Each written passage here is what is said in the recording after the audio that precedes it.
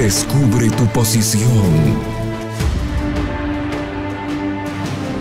Recibe revelación.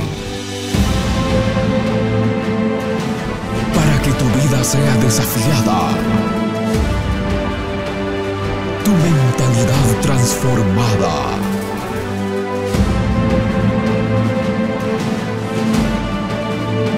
Y seas transicionado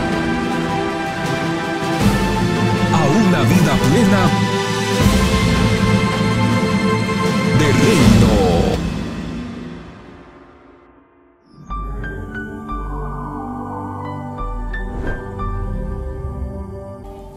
En la segunda carta que el apóstol San Pablo le escribe a los Corintios, capítulo 3, verso 6, el apóstol establece que nuestro Señor Jesucristo nos hizo a nosotros ministros competentes del nuevo pacto.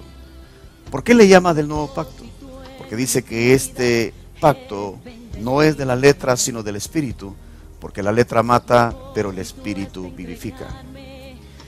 Queremos presentar ante ustedes al apóstol Basilio Patiño, que para nosotros es un Timoteo, siguiendo la recomendación apostólica, que cuando exponga la palabra de verdad, lo haga trazándola correctamente. Eso lo encontramos en la segunda carta a Timoteo, capítulo 2, verso 15, cuando Pablo le dice: procura diligentemente presentarte a Dios aprobado. La versión Peshitta dice que expone correctamente la palabra de verdad. Esta es una exposición desde Génesis hasta Apocalipsis, mostrando el propósito y el diseño de Dios. Queremos que ustedes puedan oírlo y puedan verlo, quitándonos todo pensamiento preconcebido teológicamente y poder ver que va más allá de lo que nosotros hasta el día de hoy hemos comprendido. Así que prepárense y disfruten de este mensaje titulado Llamados para reinar. Por favor, disfruten. Dice Romanos 5:17, que es el texto que quiero que leamos. Romanos capítulo 5, versículo 17. Diga mucho más. Pablo dijo: pues si por la transgresión de uno solo reinó la muerte, mucho más, ¿cómo?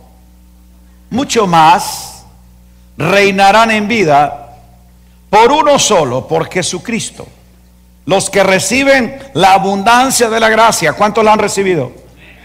¿Cuántos la han recibido? Y el don de la justicia. Son dos cosas, diga: gracia y justicia. Son facultades divinas que nos capacitan para reinar en vida. Mucho más. Ese es el principio que quiero que establezcamos en nuestro corazón. Diga: elegidos para reinar. Señor, y te doy gracias porque tu santo nombre es exaltado en medio de tus hijos. Tu trono es establecido en medio de la oración y la alabanza, porque reconocemos tu dominio y tu propósito en la tierra. Gracias, Padre, por permitirnos ser parte de ese pueblo escogido como un linaje especial para declarar el reino de Dios. Queremos que tu gracia y tu amor nos dé entendimiento y sabiduría, y declaro que nuestras mentes y corazones, Señor, se alinean a tu verdad, y cada uno de nosotros desarrolla ahora por tu favor la gracia, la inteligencia espiritual para poder comprender la riqueza de tu poder. Recibe el honor, recibe la gloria, y gracias, Señor, por este tiempo de ministrar tu palabra en tu nombre. Amén, Jesús. Amén. El hombre en su propósito original fue establecido por Dios con una expresión de su gloria en la tierra. El reino de los cielos se establece en la tierra. En la eternidad Dios no tenía un culto, tenía y tiene un reino. Diga: reino. Entonces Dios no era un hombre o un ser creado o hecho, o Él no creó al hombre, diríamos mejor, para que le rindiera culto, sino para que expresara reino. Porque Él no está carente de adoración, ni es alguien que tiene sentimiento de necesidad, de reconocimiento. Dios es Dios. El propósito propósito por el cual Él quiere establecer en la tierra la extensión de su reino es porque Él quiere participar de esa gloria eterna con gente que puede crear a su imagen y semejanza. Entonces el propósito original y el diseño original del hombre es para reinar. La Escritura dice que cuando Dios establece al hombre, lo hace a su imagen y semejanza. Su imagen porque ese hombre porta la esencia y naturaleza de Dios puesta en su vida por el Espíritu. Cuando hablo de naturaleza y esencia, no estoy hablando de los atributos intransferibles que son de Dios, únicos y absolutos, y por eso lo hacen Dios. Lo que Él transfiere de su naturaleza y de esencia a ese hombre que crea su imagen es precisamente la facultad de ser, diga, representante de su gobierno. El hombre está establecido para representar el reino, el gobierno de Dios en la tierra. Diga, receptor de su gracia. El hombre entonces es quien recibe esa gracia dispensada desde la eternidad, para que él entonces como receptor de esa gracia la pueda expresar. Diga, reflejo de su gloria. Las tres cosas, diga, representante de su gobierno, receptor de su gracia, reflejo de su gloria. Porque eso era lo que estaba revestido el hombre, de la gloria de Dios. Por eso portaba él ese esplendor. De lo que él fue destituido fue de la gloria de Dios. Porque fue quitado de él aquello que lo cubría, la dimensión en la que operaba. Ese hombre tenía entonces la semejanza de Dios. Y cuando hablamos de semejanza entendemos que no era un asunto de parecido físico, porque el hombre es dado en un cuerpo y Dios no tiene cuerpo, Dios es espíritu. Entonces no es semejanza física, sino que la idea es funcionar como, operar en. El hombre es establecido en la imagen porque porta la naturaleza de Dios, y en semejanza porque él entra a operar en el ámbito de la tierra como semejanza de Dios en el cielo. Por eso entonces en la tierra se logra un territorio en el cual Dios quiere que su dominio se extienda desde el cielo. Ese hombre creado en forma de varón y hembra ahora recibe la facultad de Dios para desarrollar el propósito por el cual fue diseñado. Por eso cuando los crea dice los bendijo. La bendición es la impartición que el hombre recibe, un depósito que Dios le entrega. No es algo que busca dentro, porque la bendición no es algo que está afuera. La bendición es alguien que tenemos adentro. Dios lo bendijo. O sea, le impartió su vida, su potencial de que ese propósito se desarrolle. Y ese propósito tenía una manifestación quíntuple. Los bendijo y les dijo. Note usted que derivado de esa bendición es que hay una demanda y responsabilidad de operar como representante. Le dijo, fructifique. Le dijo, tú vas a ser prosperado en todo lo que emprenda. Tú vas a llenar la tierra de la gloria que portas de parte mía. Y tú vas a establecer mi señorío y vas a sojuzgar todo lo existente. Dios le entrega al hombre la facultad entonces de ejercer dominio sobre la creación, nunca sobre otro hombre. ¿Aló? Dios nunca le facultó al hombre dominar y sojuzgar a otro hombre. Él le dijo que iba a gobernar su mundo, la creación, iba a afectar su ambiente. El hombre fue creado para gobernar el ambiente, gobernar los sistemas, gobernar la creación como representante de la gloria de Dios. Pero la palabra declara la desgracia de ese primer hombre que no pudo entonces obedecer a la demanda de esa asignación divina. Ese hombre por engaño entonces transfiere el dominio de la creación a alguien que lo roba. Ese hombre entonces es sacado de su ámbito de gobierno y por eso Dios no le permite ahora tener en esa acción corrupta participación de su reino y es puesto fuera de ese ambiente. el huerto es perdido. No estamos hablando del lugar físico. Estamos hablando del ambiente del Edén, de la delicia, del placer, de la realización del hombre conectado con el propósito de Dios. Es expulsado, está destituido de la gloria de Dios, del ámbito donde la presencia y el reino se expresa. Ese hombre entonces, en condición caída, sabe que ha perdido la facultad gubernamental. Tiene el poder de ser fructífero, tiene habilidades y talentos naturales para multiplicar todo lo que él tiene. Ese hombre tiene la facultad de llenar la tierra y lo ha hecho, pero no con la expresión de la imagen y semejanza de Dios, sino de una creación natural. Por eso Dios se propone entonces volver a capturar el propósito inicial. Y en primera instancia lo que el hombre perdió no fue el poder, no perdió la santidad, no perdió el amor, porque eso no fue lo que Dios le entregó. Dios le entregó, diga gobierno, diga reino. Lo que el hombre perdió fue un reino. Él no perdió una iglesia, él no perdió un culto, él perdió un reino.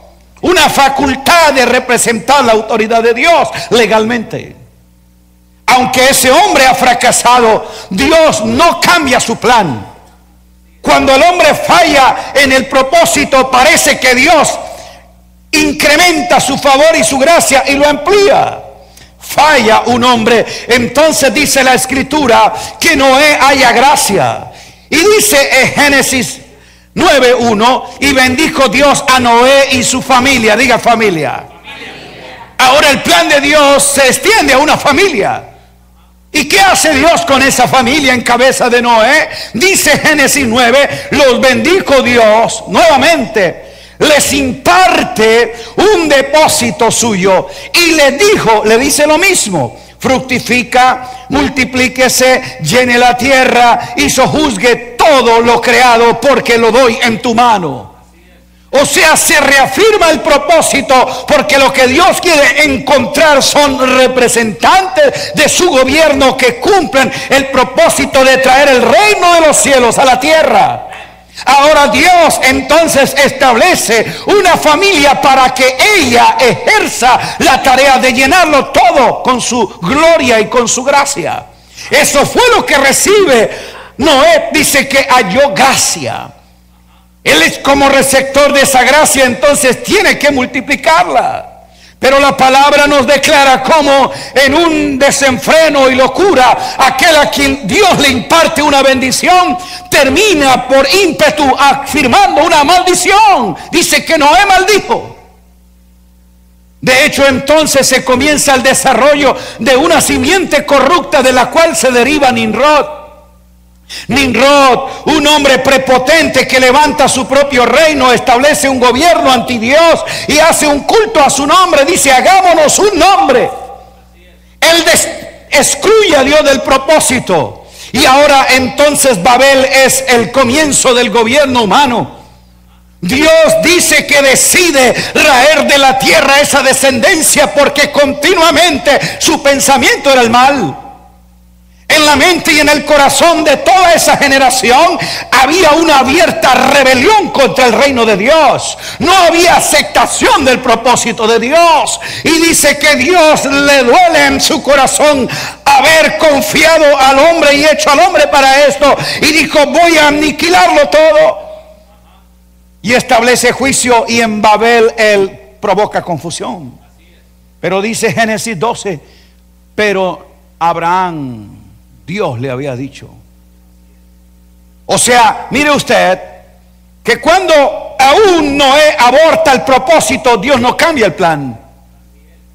Porque el hombre puede fallar en el propósito, pero Dios lo mantiene vigente. Porque si tú no eres participante, Dios va a buscar otra mejor forma para hacerlo. Falla un hombre, falla una familia, pero Dios entonces le está diciendo al enemigo: ¿quieres que mi plan se altere? Te voy a decir que yo tengo mejores formas para hacerlo. Y sacó una nación. Diga nación. Pero Jehová le había dicho a Abraham: te bendigo y engrandeceré tu nombre y haré de ti una nación grande, y de sus lomos levanta a Israel. Es la nación que Dios elige, no para que le rindiera culto, para que ofreciera alabanzas. Éxodo 19:6, Dios dijo a esa nación: haré de ustedes, ¿qué dijo de ellos, de esa nación? Diga, un reino. ¿Qué fue lo que Dios dijo que iba a hacer esa nación? Un reino de sacerdotes. Dios le confía a Israel entonces como nación que tenga la manifestación de ser luz a las naciones, para que todos los paganos entiendan que es una nación gobernada por el reino de Dios. El propósito era que Israel manifestara a todas esas naciones bárbaras lo que era el propósito del gobierno de Dios en la tierra. Por eso dijo: voy a hacer de esta nación un reino. Dios quería que Israel fuese gobernada por su palabra, y por eso le establece una ley. No una ley que le restringe, no una ley que los inculpa, sino una ley que les establece parámetros de bendición. Dios fija sus estatutos, es decir, era una gente que iba a ser manejada por unos códigos de gobierno. La ley, diga ley. Ley son decretos, estatutos, mandamientos dados por un Dios justo. Y Juan dice que sus mandamientos no son gravosos. Dios había creado ese sistema de leyes para que la vida social, la vida económica, la vida religiosa, la vida familiar de esta nación fuese gobernada según los preceptos de Dios. Pero la palabra dice que esta nación se aparta del propósito. Una vez recibe la palabra y dice: solo a Dios serviremos, terminan luego adorando dioses paganos y haciendo de un becerro su tipo de culto. ¿Qué fue lo que comenzó a hacer? Diga, culto. Porque lo que ha visto a otras naciones es ofrecer culto a sus dioses, a sus ídolos. Entonces ellos conciben el reino de acuerdo a un culto. Los demás, filisteos, cananeos, los egipcios, todo el mundo llevaba a sus dioses allí en hombros, y manifestaban cultos y sacrificios. Note cómo esta mentalidad empieza a desarrollarse en Israel, y el pueblo que como nación es puesta para representar el reino de Dios en la tierra, termina encerrada en un culto. ¿Por qué? Porque esta nación no entendió que el propósito era mostrar el reino de Dios sobre todas las naciones, y terminó circunscribiendo, encerrando la manifestación del gobierno de Dios a un culto al Dios de Israel. Estaba diciendo: si todas las naciones tienen sus dioses, ahora Israel también tiene su Dios. Se llama Jehová, Dios de Israel. Puede decir amén y a la vez no. Porque el propósito de Dios no era que Él fuera el Dios de Israel. Era el Dios de las naciones, es el Dios del universo, es el Dios de la creación, es el Dios de todas las cosas, y Él es el Dios de todo. Pero ellos metieron a Dios en su cultura, y a la luz de su cultura derivaron su culto a Jehová, Dios de Israel. Entonces hicieron de Jehová, el Señor de la creación, una deidad nacional. Dios, no obstante, quiere mostrarles a ellos su propósito de ser un reino, y levanta figuras de autoridad. Les establece una tierra para que ahí ejerzan dominio y muestren un territorio bajo el gobierno de Dios. Los jueces entran en un estado de decadencia. Israel se deteriora, y Dios quiere establecer la figura de un reino, y elige a David. David, mi siervo, lo ungí con mi santa unción, y su trono permanecerá para siempre, y sobre su reino yo lo confirmaré sobre la tierra. ¿Por qué? Porque el rey que el hombre pide de acuerdo al modelo de las demás naciones no satisface las expectativas de Dios. Saúl fue la petición popular, pero David fue la designación eterna sobre el propósito de Dios en la vida de un hombre. Por eso uno ve la diferencia entre el reinado de Saúl y el reinado de David. El reinado de Saúl es la petición del hombre. El reinado de David es la designación de Dios. El reinado de Saúl es la unción de la redoma. El reinado de David es la unción del cuerno. La redoma es algo que el hombre produce. El cuerno es algo que Dios hace. Y hay dos formas de ser usted reconocido en el reino.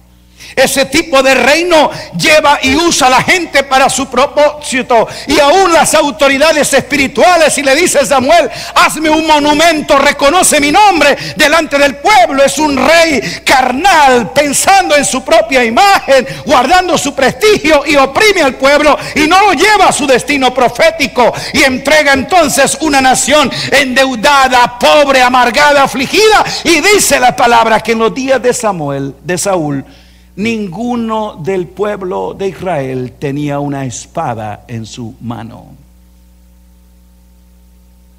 Tenían que ir ante los filisteos a que les afilaran las herramientas de trabajo. El sistema humano te mantendrá con mentalidad agropecuaria de empleado, sobreviviendo para un asunto mínimo. Pero David le entregó espada a su gente, porque dijo: ustedes van a conquistar y extender dominio. El reino del hombre te mantendrá explotado. Tu potencial, tu capacidad de producir se reduce a un salario. Y el enemigo no tendrá problema en que tú mantengas una mentalidad agrícola, solamente arando la tierra, encorvado ahí tratando de sobrevivir con la migaja de pan. Reinos no se conquistan con asadones, se requieren espadas. Diga espada. Y David entrenó a los cobardes de Saúl, los hizo los valientes de David. Aquellos que estaban afligidos y amargados en una cueva, les desarrolló mentalidad de reino. Porque usted, para tener un reino, no necesita estar en el palacio, sino estar en el trono de Dios. Y David en una cueva entrenó un ejército, y dice la palabra que llegó a ser como ejército de Dios. Establecieron dominio, arrasaron a sus enemigos y trajeron honra y gloria a Dios, de tal forma que se establece celebración distinta. Diga, culto real. Se siguió perpetuando en Israel el culto tradicional. Allí en Gabaón se estableció el tabernáculo de Moisés. La gente iba ahí, encontraba todo el santuario, los muebles de oro, los sacerdotes arónicos, levíticos, vestidos con sus atuendos multicolores, toda la parafernalia del culto, de la liturgia, pero no provocaba nada en la vida de la gente. No obstante, allí en Sión, una rústica tienda, pero tenía mentalidad de reino, con una adoración viva en espíritu y en verdad, venía la gente para adorar al Rey de Reyes.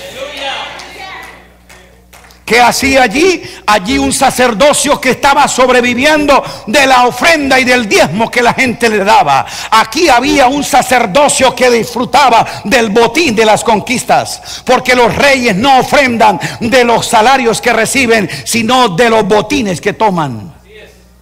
Oh, gloria a Dios. Le estoy diciendo que el Espíritu Santo te ha dicho: tú estás puesto para reinar en vida. No vas a seguir sencillamente viviendo y ofrendando de un mísero salario. Te voy a llevar a dimensiones de conquista, de dominio, para que traigas tus botines y honre al Rey. Ese sistema mantiene el culto, perpetúa la tradición y aún jubila a la gente productiva. En ese sistema, a los 50, 55 años, ningún sacerdote podía ser funcional y operativo. Muchos le mandaron a sus casas con toda su fuerza y su sabiduría para dejarse morir, sobreviviendo con las migajas que le daba el sistema.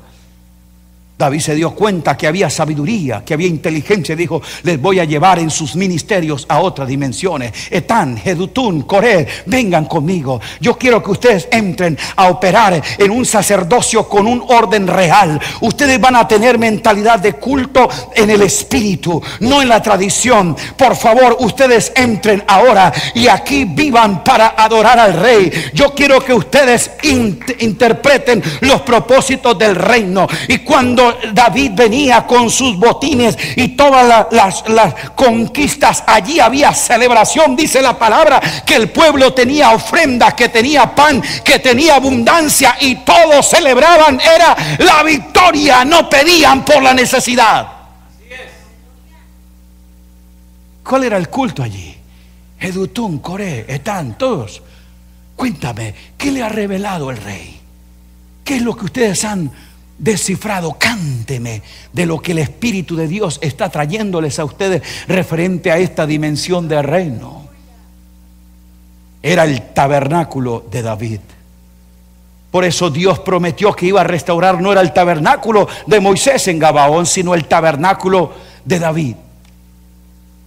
El tabernáculo de David no se refiere a danza hebrea, no se refiere a cánticos judíos. El tabernáculo de David tiene que ver, diga, elemento de gobierno, centro gubernamental, donde hay culto a Dios, sí, pero con mentalidad de reino, de conquista, no de necesidad. Allí la gente no implora una necesidad, allí la gente decreta un propósito, celebra una victoria y exalta el trono de Dios.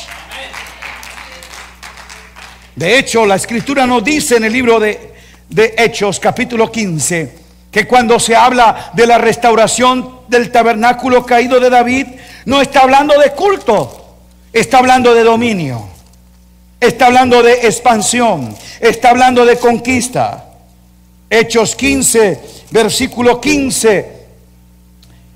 Pedro, Pablo están dando el informe del avance juntamente con Bernabé de la obra de Dios entre los gentiles. Y cuando se resume todo lo que ellos están informando, surge una palabra que va a traer una dirección profética y apostólica para la iglesia. Jacobo dijo: con esto concuerdan las palabras de los profetas, como está escrito: volveré y reedificaré el tabernáculo caído de David. Y mire lo que dice, verso 17: para que el resto de los hombres busque al Señor y todos los gentiles sobre los cuales es invocado mi nombre. ¿De qué está hablando eso de que concuerdan las palabras? Está hablando de que el hecho de que los gentiles y las naciones abracen el evangelio del reino de Cristo es señal de que hay restauración de un gobierno. ¿Estamos? No estaba hablando de un culto, diga un gobierno. Porque el trono tiene que ver con gobierno. Entonces ellos interpretan de que la profecía tiene cumplimiento porque Dios le dijo que iba a establecer el trono de David para siempre, como cabeza de todas las naciones. Y dije que eso no tenía que nada que ver con culto, sino con reino. Diga reino. Entonces David, como un tipo de un hombre de reino con mentalidad de reino, ahora ofrece un culto en otra dimensión y unos efectos poderosos en el desarrollo, tranquilidad y conquista de la tierra. Y dice que toda la nación tuvo paz y le entrega a su hijo los recursos para establecer el culto. Diga reino, trae culto. Pero nunca un culto produce reino. La iglesia ha hecho por 2000 años cultos, cultos y cultos, pero nunca ha visto reino. ¿Aló? Pero el día que nosotros tengamos dimensión de reino, mente de reino, cultura de reino, en nosotros vamos a poner cultos en otra dimensión. Ahora bien, el Señor quiere ampliar su propósito y cumple el plan de que el reino se establezca en la tierra y el reino perdido es recuperado, porque Dios decide que el Rey de Gloria venga a la tierra y el Rey se hace hombre para que los hombres sean reyes. ¿Cómo nació Jesús? No como un niño pobre en el pesebre, no como humilde carpintero. Él nació como un rey. Se declara la Escritura, pero Israel, metida en su culto, encerrada en sus tradiciones, con una mentalidad sacerdotal, no puede interpretar la Escritura. No obstante, el Espíritu Santo está dando revelación y entendimiento a sabios allá en el oriente. Regiones distantes han visto las señales de reino. Diga señales de reino. Y cuando ellos llegaron a Jerusalén, ¿qué fue lo que preguntaron? ¿Dónde está el Salvador de Israel? ¿Qué preguntaron? ¿Dónde está el Rey que venimos para adorarle. Diga: reino, libera adoración. Él nació como rey, fue reconocido como rey, aunque los suyos no le recibieron, los suyos no le reconocieron. Él es el rey. Tuvo más entendimiento gente que no era de Israel, que no era de la nación escogida para el reino. Es más, tuvo más aceptación de esto aún paganos, porque él nace como rey y muere como rey. En la cruz, ¿qué fue lo que se escribió? En latín, en griego, en hebreo. O sea, que las naciones en su lenguaje escuche, todo el universo se proclame en todas las lenguas que Jesucristo es el rey. ¿Qué dijo? ¿Qué decía la inscripción? Este es el rey. Y ese rey vino para establecer el reino. Dice Lucas: porque Cristo Jesús anduvo predicando el evangelio del reino, dijo, porque para esto he sido enviado. ¿Cuál era el mensaje de Jesús? Diga: el reino de Dios. Eso fue el mensaje de Jesús, la enseñanza de Jesús, el ministerio de Jesús. El ministerio de Jesús no fue la sanidad, es la liberación. El ministerio de Jesús no fue salvar al hombre. ¿Aló? ¿Qué dijo? No. Era de traer el reino. Porque el hombre no perdió una salvación, él perdió fue un reino. Él es salvo para entrar a la vida del reino. Cristo Jesús vino para traer el reino. Lo anunció, lo proclamó y dijo: y ustedes, para que puedan entrar al reino, necesitan dos cosas. Uno, cambiar de mentalidad, arrepentirse, cambiar de forma de pensar, que ustedes puedan tener otra comprensión de lo que es el reino de Dios. Y nadie puede entrar a esa dimensión si no puede nacer de nuevo. ¿Para qué hemos hecho nosotros el nuevo nacimiento? Para que la gente se bautice, se afilie a la iglesia y sea entonces miembro en la congregación y participe del culto. Pero cuando leemos Juan 3, Nicodemo no estaba interesado en la salvación. Nicodemo no estaba preocupado por la vida eterna. Nicodemo no estaba preocupado por ningún asunto de culto de iglesia. Nicodemo tenía una gran preocupación.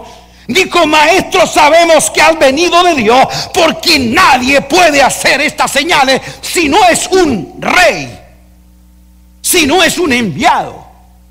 ¿Qué era lo que tenía impactado a Nicodemo del ministerio de Jesús? Líneas de poder, dimensiones de autoridad, señales de gobierno que él manifestaba. Él conocía rabinos que tenían la letra, que tenían la liturgia, que tenían la religión, pero no tenían el poder. Lo que a él le impactó fue las esferas de poder que Jesús ejercía. Dijo: este debe tener más que una religión, este debe tener más que un culto, él tiene que tener más que una doctrina, él debe manejar ciertas líneas de autoridad y poder que yo necesito descubrir. Él no fue buscando la salvación. Y es donde Jesús le dijo: para que tú entiendas estas dimensiones de reino, tienes que nacer de nuevo. Porque si nace de nuevo, puede ver y entrar a la iglesia, al cielo. ¿A dónde?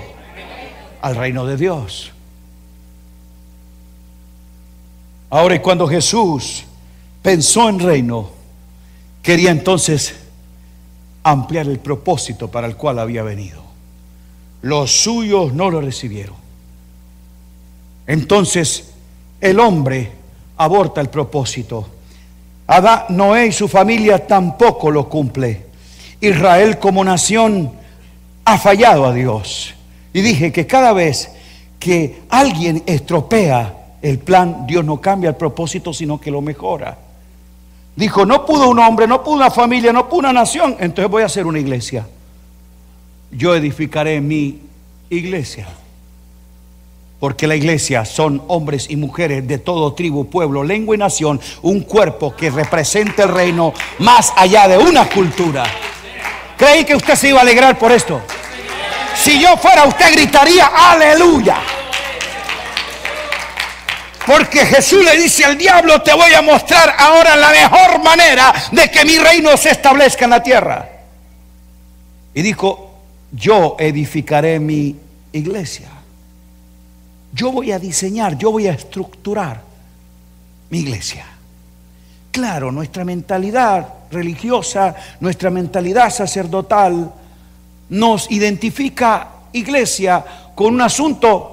Ya entendemos que no es lugar, que no es edificio, pero no obstante seguimos siendo la gente que se reúne para cantar a Dios, la gente que es fiel, que se ha bautizado, que lee la Biblia. Pero iglesia no era una palabra religiosa. Cuando Jesús dijo: yo edificaré mi eclesía, estaba hablando en un orden no espiritual, sino gubernamental. La palabra eclesía no es un asunto eclesiástico, sino legislativo. Existía dos formas de ver iglesia a través de los griegos. Ellos llamaban la eclesía al cuerpo de ancianos que en las puertas de la ciudad se reunían para legislar los asuntos de la vida política, económica, social de esa comunidad que ellos representaban. Por eso se le llamaba eclesía, fuera de kaleo, llamado fuera de la ciudad para determinar los asuntos internos. Era un cuerpo de autoridad que legislaba. Diga eclesía. Y la otra forma es como los romanos la mostraban. Recuerde que los romanos son los que han vencido a los griegos, entonces ellos redefinen el concepto de dominio a través de su eclesía, y Roma había establecido la eclesía de una forma mucho más influyente y aún de dominio. El imperio tenía dos formas de tomar territorios: por invasión. Movilizaban sus tropas, sus ejércitos, generales diestros para la batalla, y arrasaban cualquier ciudad o territorio. Pero cuando ellos medían las fuerzas, veían que estratégicamente el asalto frontal no era tan efectivo. Tal vez las condiciones topográficas, qué sé yo, de la ciudad, sus fortalezas, el ejército que había dentro, ellos decían: es suicida un ataque. Entonces vamos a ir no por invasión, sino por infiltración. Y levantaban la eclesía. La eclesía era un cuerpo élite, secreto, capacitado por el imperio para tener penetración de los sistemas. Roma sabía que este era un brillante maestro. Entonces lo asumía en su eclesía, le daba un entrenamiento de estrategia, lo aconductaba, le daba a él todos los códigos para que fuera un infiltrado, y lo enviaban. ¿Y tú qué sabes? No, yo soy carpintero. Ok, entonces le daban la mentalidad de empresario, de industrial, de cómo él como eclesía iba en su arte, en su conocimiento a llegar a ese lugar. Nadie sabía que era de la eclesía, pero él había sido reclutado por el imperio para ser adiestrado secretamente. Entonces, en las distintas profesiones y oficios que la gente tenía, iba ya y llegaba a la ciudad como un ciudadano normal, empezaba su fábrica de muebles, contrataba empleados, enseñaba a la gente, ponía su industria, y él era un ciudadano romano en un país extraño. Nadie lo sabía. Este era un maestro, entonces enseñaba a la gente, tenía discípulos, él estaba en el medio de la educación, el otro en las artes, el otro en la economía, el otro en la política. Pero ellos eran ciudadanos comunes y corrientes que empezaban a tener influencia, respeto, reconocimiento en la comunidad como uno más. 1 año, 2 años, el tiempo que fuera necesario para que la eclesía permeara el sistema. Roma definía cuál era el día del ataque, de la invasión sorpresa. Entonces enviaban sus ejércitos. La ciudad quería reaccionar al ataque. Cuando la gente intentaba ir, entonces la eclesía se ponía en pie en distintos lugares. Este que estaba en la fábrica y quería ir, el jefe de padres, no, ustedes trabajan hoy.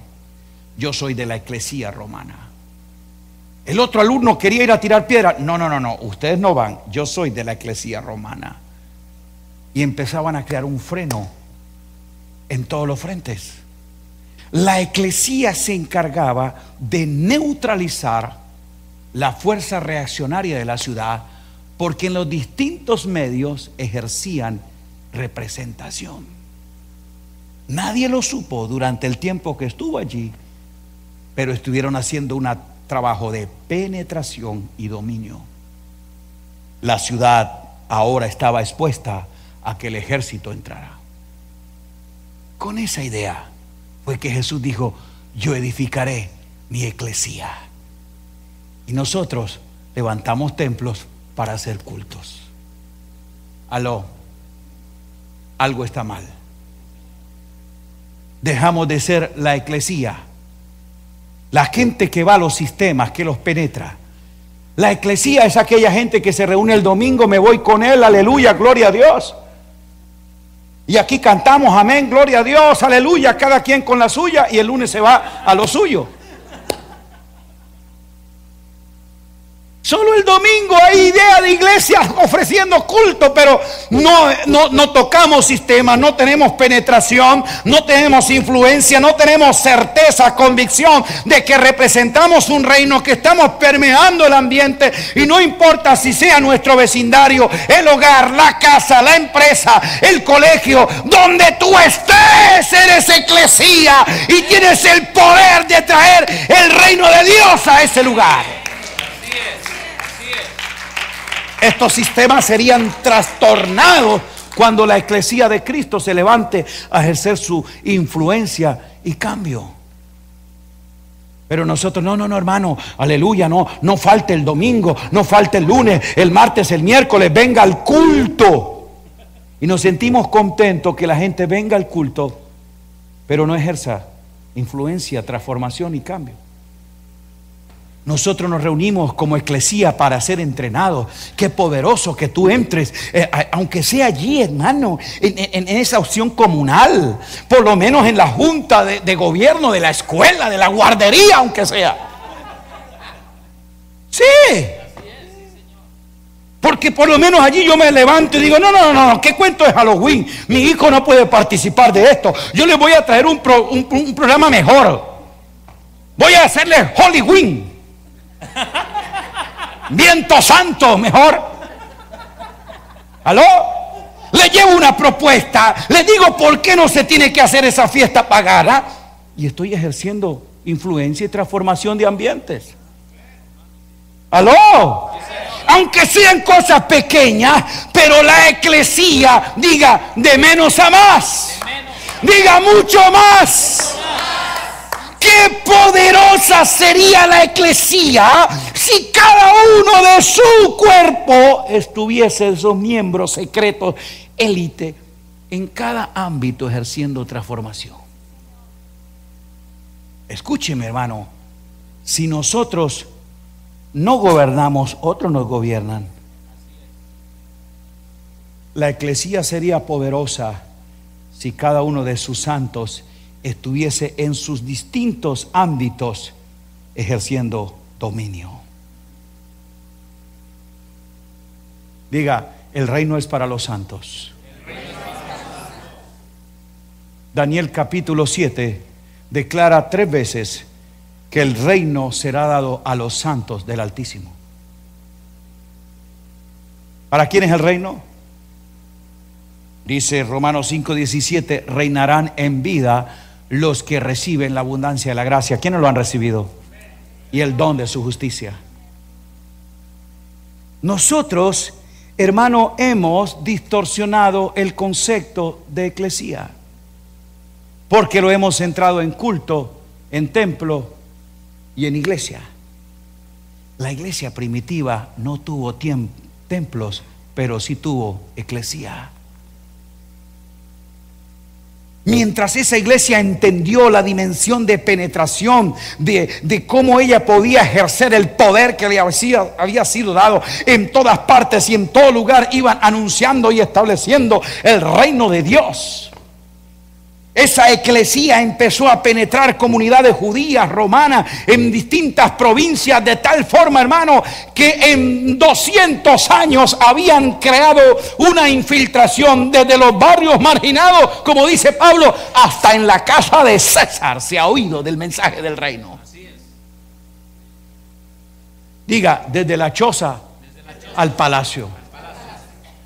Podíamos ver cómo esa eclesía tocaba comunidades marginadas y provocaba un cambio, una transformación, un desarrollo social. Dice la Escritura que en ellos no había necesidad alguna. Había un desarrollo de vida integral y comunitaria. Esa eclesía podía tocar las autoridades.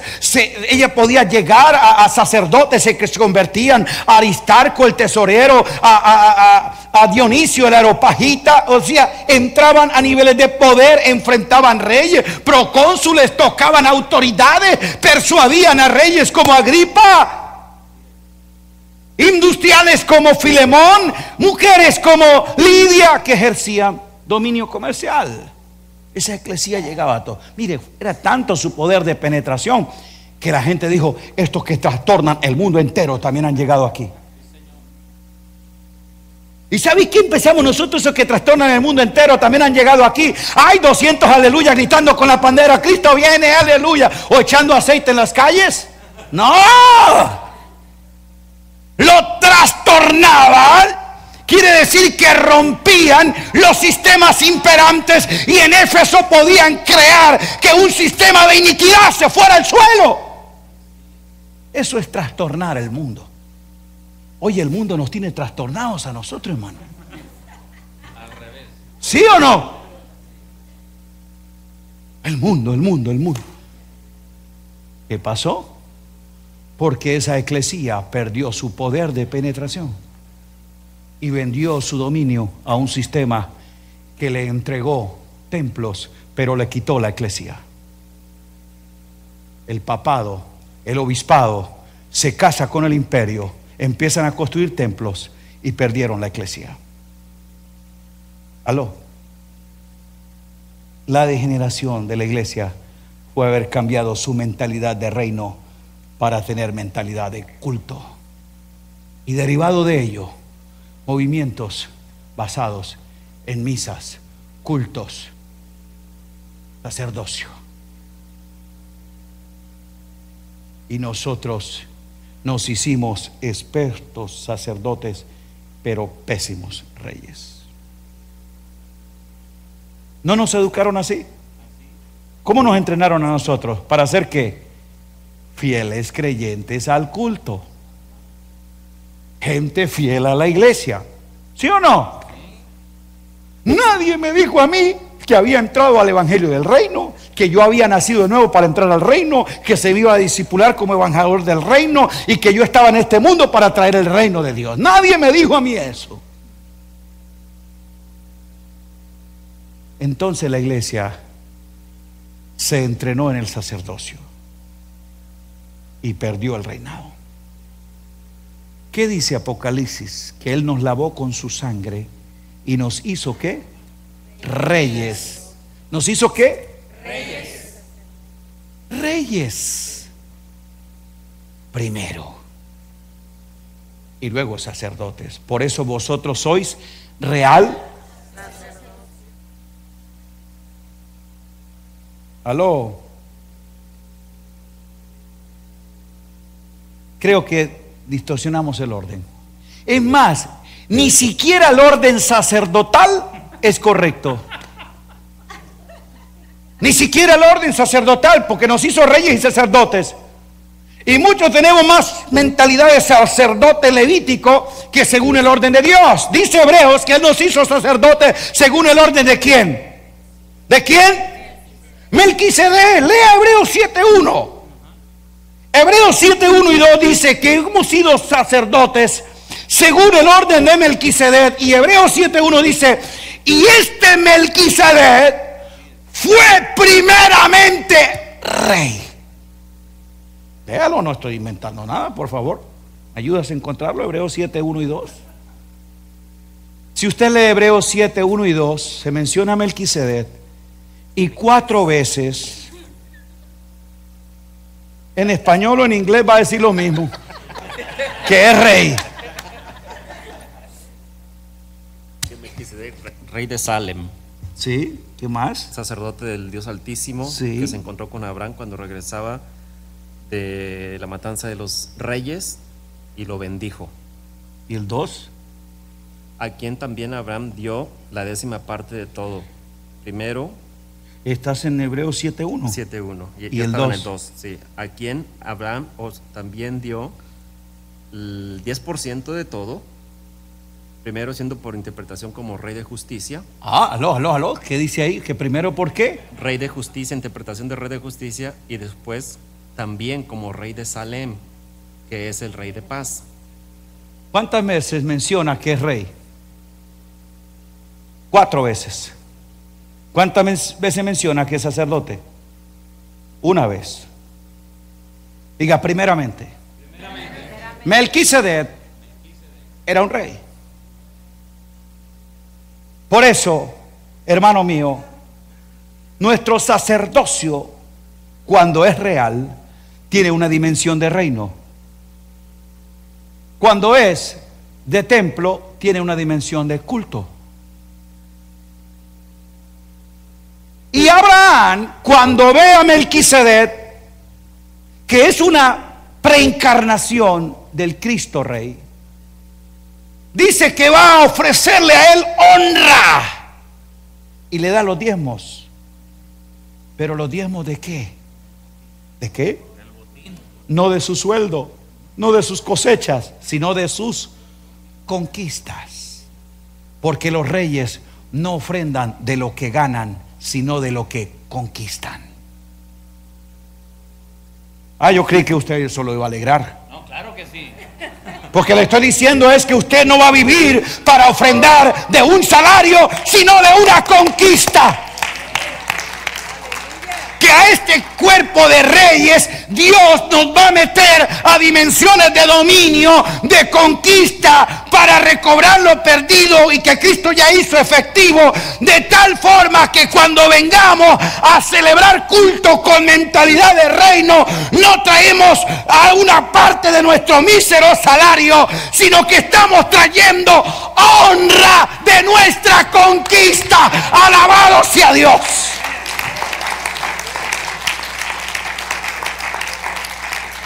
Aló. ¿Por qué? Porque un rey da eso, honra. No da ofrendas. Y lo que le extendió a Melquisedec fue honra, reconocimiento. Cuando nosotros ofrendamos con mentalidad de sacerdotes, damos ofrendas. Cuando ofrendamos con mentalidad de reyes, damos honra. Aló.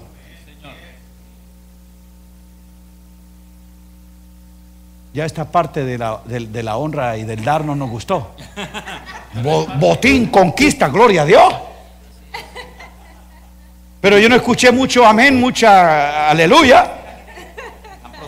La Biblia dice: dad a Jehová la honra debida a su nombre, traed ofrenda.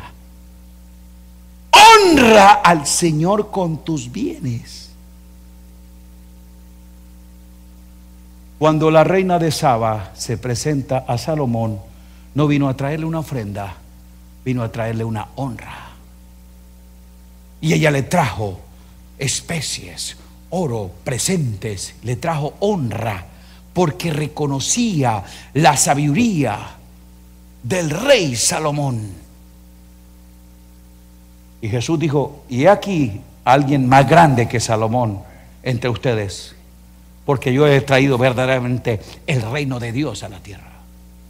Pero cuando esta mujer le da honra a Salomón, aleluya, Salomón la devolvió con sabiduría, pero también con honra, y le dijo: pongan camellos, asnos cargados de oro, de plata, de vestidos, de cosas, y la devolvió multiplicada, porque Dios honra a los que le honran. ¿Aló?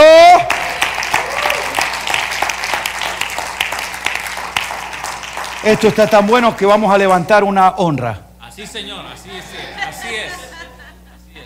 Ya nadie dice amén. Porque estoy hablando a reyes que conquistan. Le estoy diciendo que usted va a entrar a tomar dominio de cosas que estaban antes amarradas. El Señor nos dio la autoridad y la llave del reino para tocar esas dimensiones de poder. Alabado sea Cristo. El Espíritu Santo está removiendo nuestra mentalidad sacerdotal, nuestra mentalidad de culto, nuestra mentalidad de parroquia, para meternos corazón de eclesía, de gente que penetra, toma, domina y extiende territorios por el rey hasta lo último de la tierra. Porque cuando yo llego como iglesia, no a la iglesia, como iglesia, y me junto con mentalidad de reino, hermano, aquí vengo a celebrar mi victoria. Como venía David. Cuando David entraba ahí al tabernáculo, él no venía como un afligido, amargado, pidiendo: Señor, súpleme. A ver, Jedutún, óreme. No. Él venía: cánteme la profecía. Venga, celebremos la victoria. Hay alabanzas a nuestro Dios. Quiero que me revelen cosas en el Espíritu. Él venía a celebrar, no a implorar. Porque cuando tú, hermano, te juntas en esa dimensión de reino, hace que se establezca lo que Dios ha determinado en el decreto suyo. ¿Qué es en el reino? Diga, reino de Dios. Dice que se sostiene por el poder de su palabra, que todo está establecido en ese cimiento de justicia y juicio, un trono inamovible. Alabado sea Dios. Hay un decreto del cielo que está determinado sobre la tierra, pero se necesita de gente que tenga esta mentalidad y lo declare para que sea ejecutado. La palabra dice que su reino es sempiterno, desde la eternidad y hasta la eternidad. ¿Aló? Que su palabra permanece para siempre en los cielos, dice, y que su palabra es desde la eternidad y hasta la eternidad. En esa dimensión de reino, Dios ya ha determinado por su palabra, y en el cielo ha fijado un decreto. Y cuando un rey decreta, no lo expone a que la democracia apruebe, a ver qué la gente opina, que los concilios estén de acuerdo. Cuando un rey decreta, es un asunto que se ejecuta de manera irrevocable. Su verdad permanece para siempre en los cielos. Los decretos de Dios están establecidos. Entonces, hermano, dentro de ese propósito eterno, aleluya, Dios ha determinado que se ejecute su plan, su propósito, y Él no lo va a alterar. Oh, aleluya, su palabra, su decreto, de manera gloriosa, gravita en el tiempo y en el espacio. Es una palabra que se mantiene vigente desde la eternidad. Dios está esperando que en un momento alguien se conecte con ese código de reino y diga: aquí en la tierra se va a ejecutar lo que existe en el cielo, la voluntad buena, agradable y perfecta, de tal manera que venga tu reino. ¿Qué tenemos que hacer? Diga: declarar en la tierra lo que el cielo ha decretado. En el reino hay un decreto. Aleluya, diga: el rey lo ha dicho. Y se cumple. Por eso Jesús dijo: hecho está. Porque cuando yo en mi espíritu creo lo que Dios me ha declarado, sé que es una verdad en mí y la confieso y la establezco. Cuando yo creo y confieso, puedo crear, es decir, puedo traer a la realidad existencial lo que en la eternidad ya Dios ha dicho. Porque cuando Dios dice algo es porque ya lo ha hecho. Alabado sea Dios. Y cuando yo creo lo que ya Dios ha hecho, lo puedo tener manifestado. Aleluya. Diga: si puedo creer, puedo crear. Cuando yo creo lo que Dios ya ha dicho, entonces puedo crear. Crear es traer a la evidencia lo que Él ya hizo cuando lo dijo. Aleluya. Dios dijo y fue. Dios dijo y fue. Dios dijo y fue. Diga, ya está hecho. Ya está hecho. Ya está hecho. Y sucederá a los que creen. A los que creen. Los que creen son los que declaran lo que Él ha decretado. Gloria a Jesús. Pongámonos en pie. Vamos nosotros a decir: Señor, queremos como reyes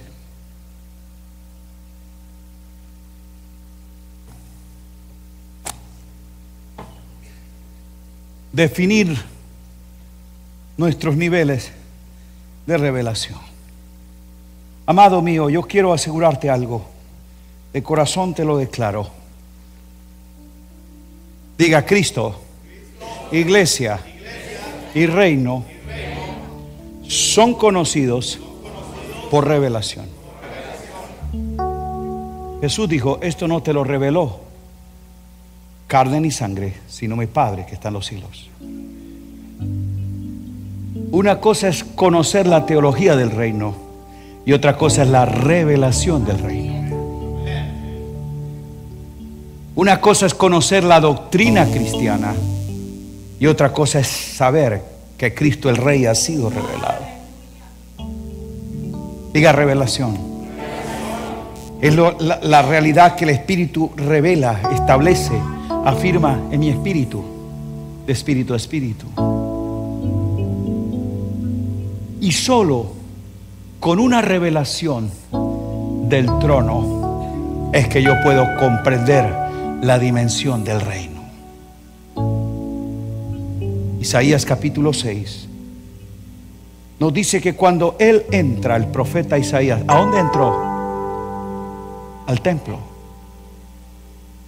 Como siempre venía al templo en aquel entonces a buscar la presencia de Dios. Porque le decían que la presencia de Dios estaba allá en el lugar santísimo. Iba a encontrar el arca, iba a encontrar los muebles, el altar del incienso, la mesa de los panes, los muebles de oro. Pero su experiencia fue revolucionaria cuando en el templo se encontró un trono. Mire, hermano, Isaías es uno antes y después de la revelación del trono. Lea usted Isaías.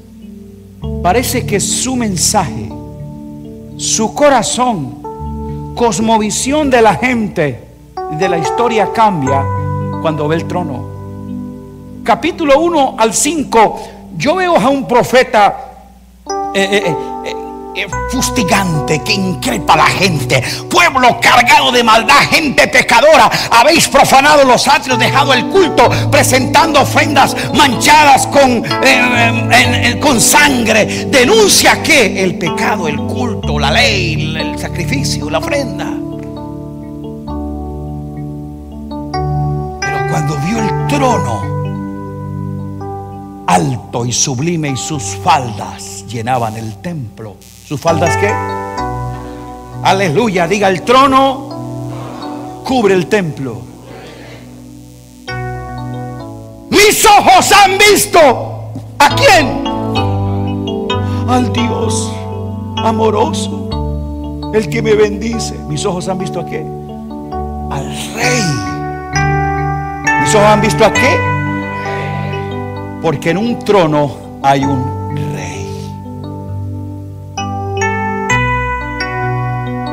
Siempre nuestros ojos ven en la cruz a un Cristo moribundo. Necesitamos una revelación del trono,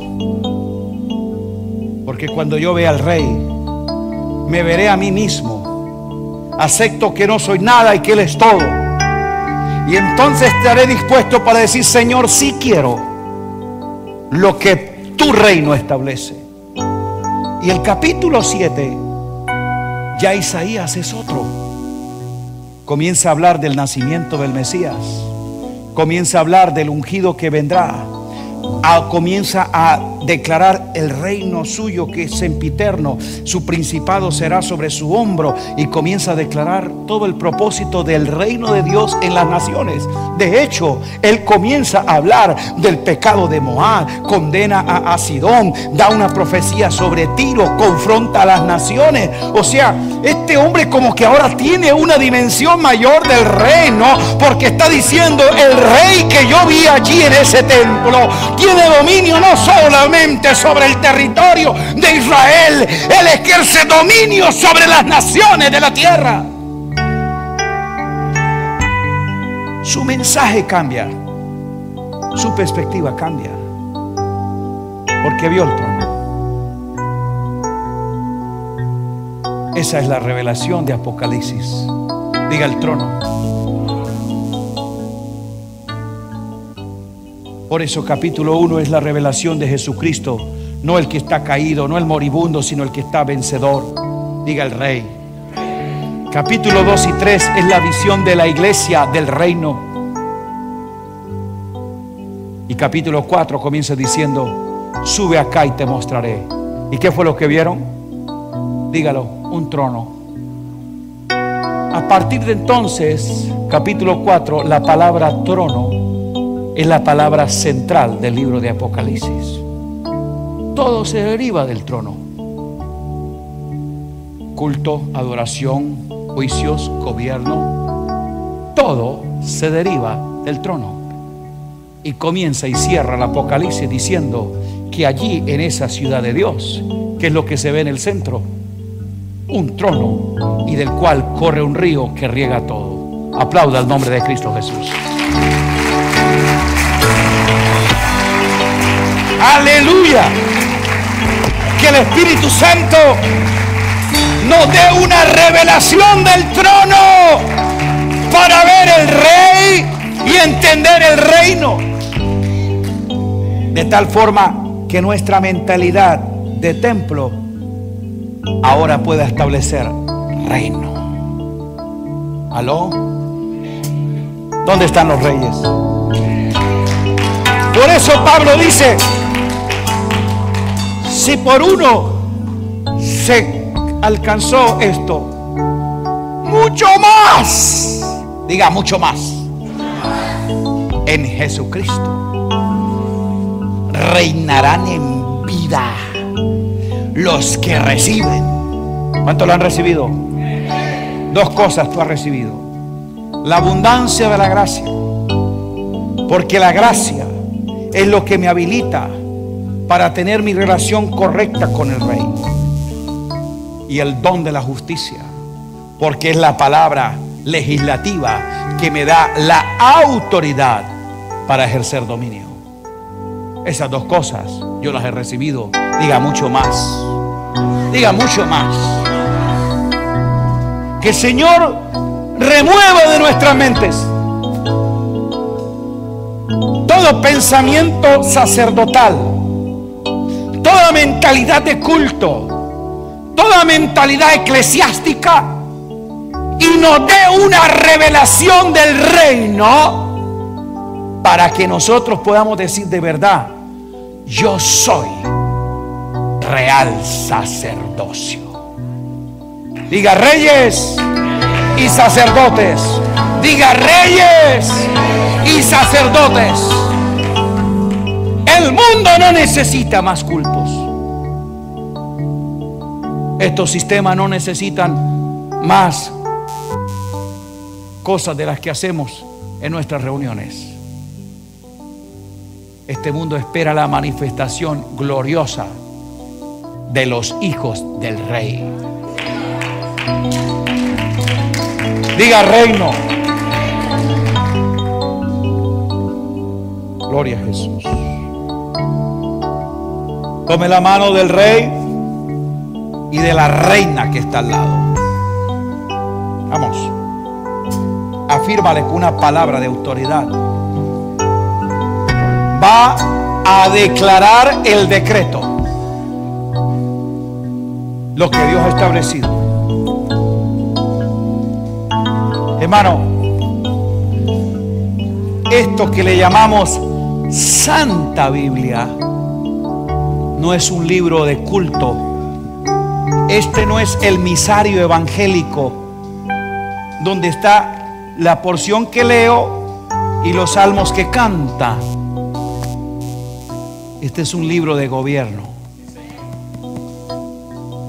de leyes, de decretos. Diga, en mi mano un libro, en mi boca una espada, porque dice que Él regirá las naciones con la espada que sale de su boca. ¿Qué es lo que hemos imaginado nosotros? Una espada que sale de su boca. ¿Qué es lo que dice la Escritura? ¿Qué es la espada que sale de su boca? La palabra. Porque esto es un libro de gobierno, no de culto. El sacerdote, cuando lee la Biblia, quiere encontrar un sermón. El rey, cuando lee la Biblia, quiere encontrar una ley, un decreto, una sentencia. Así en pie. Mire lo que dice Daniel 7. Y se sentará el juez, y él le quitará el dominio, dice, a los reyes de esta tierra, serán destruidos. Versículo 27. Y el reino, y el dominio, y la majestad de los reinos debajo de todo el cielo, sea dada al pueblo de los santos del Altísimo, cuyo reino es reino eterno, y todos los dominios le servirán y le obedecerán. Oh, aleluya. Que el Señor nos haga ver el trono, porque allí vamos a ver al juez. Si yo tengo mentalidad de culto y de sacerdote, ¿qué es lo que voy a ver siempre? Al abogado, al mediador que intercede por nosotros. Una cosa es que tú tengas un abogado y otra cosa es que tenga un juez. El abogado te dice, te voy a ayudar a resolver tu caso, pero el juez sentencia tu caso. Y si lo tienes a tu favor, él te dice, casos resueltos. Aleluya. Aleluya. Diga, mi caso está resuelto. Grite, mi caso está resuelto. Porque el juez de toda la tierra dictó sentencia a mi favor. Y su sentencia es inapelable. Lo que el juez ha dicho, diga, se cumple.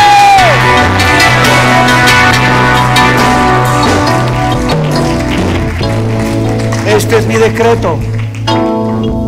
Hoy puedes lanzar un decreto declarado en tu boca de lo que Dios dice sobre tu caso. Una cosa es lo que diga inmigración, otra cosa es lo que diga el juez de toda la tierra. Una cosa es lo que diga el médico y el análisis de la clínica, y otra cosa es que sobre tu caso Él haya sentenciado algo, y su sentencia y su secreto es: por mi llaga fuiste curado. Aleluya. Gloria a Jesús. ¿Dónde están los reyes? El rey de reyes, el rey de toda la tierra, el juez de toda la tierra le está diciendo: ahora tú tienes que declarar lo que mi decreto dice. Diga, hecho está. Como Él declaró que están las cosas, diga, están hechas. Para Él ya están hechas.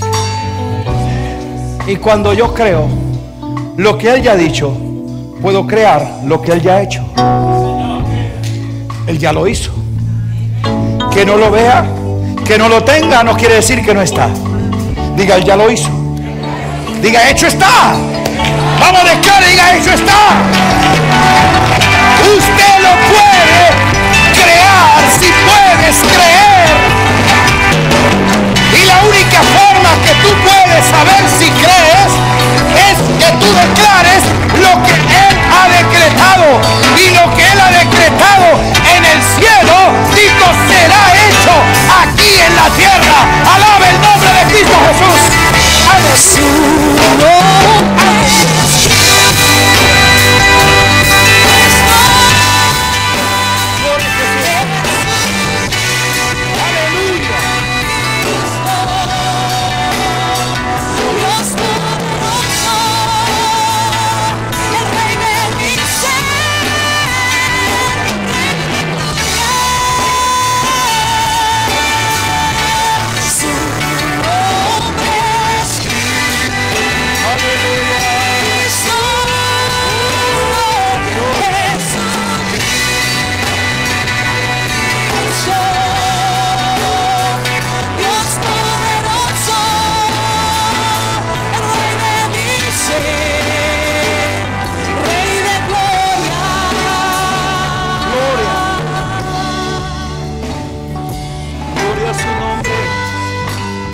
Gloria a su nombre.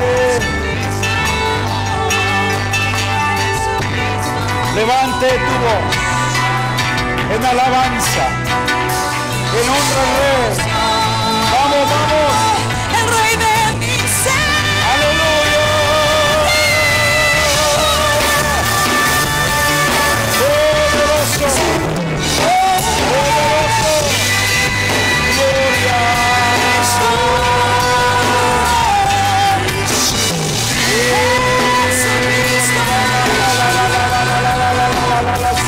Dios poderoso,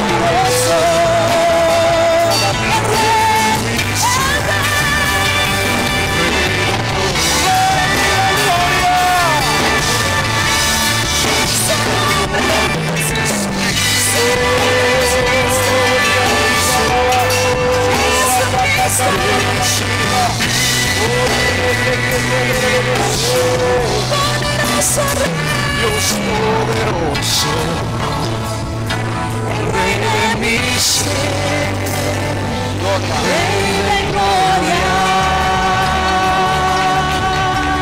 Dios poderoso, Dios poderoso, Rey de mi ser, Rey de gloria. Dios poderoso, En el nombre de Cristo Dios Jesús. poderoso. Diga, Señor Jesucristo, declaro tu señorío y que en tu palabra y en tu nombre todo está hecho a mi favor. Mi caso está resuelto. Tú has dictado sentencia para darme sanidad, libertad, prosperidad y poder para ejercer dominio sobre todo aquí en la tierra. En tu nombre yo afirmo que tu voluntad buena, agradable y perfecta se cumple en mí, y te doy gracias por hacerme heredero del reino. Amén. Aplauda al Rey de Reyes.